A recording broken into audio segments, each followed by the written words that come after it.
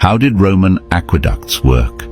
Roman aqueducts were an engineering masterpiece used to transport fresh water to the cities. Firstly, a water source had to be found higher than the destination, thanks particularly to the army.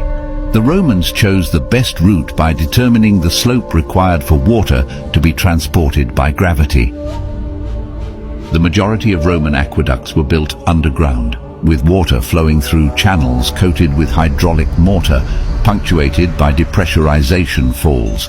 Along the way, the water passes through settling basins to allow impurities to settle out.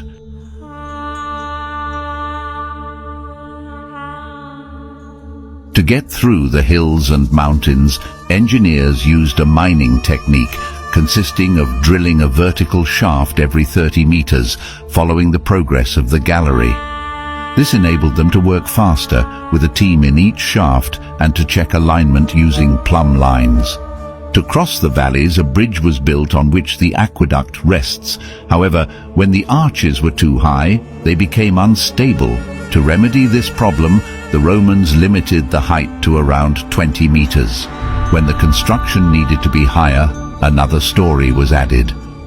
A second method was the inverted siphon.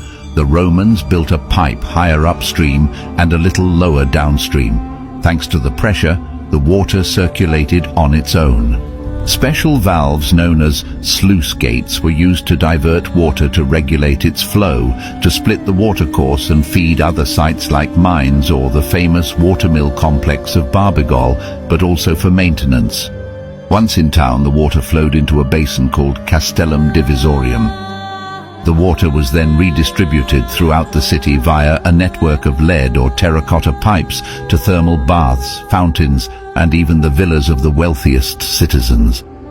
The aqueducts were so well engineered that some are still in use today.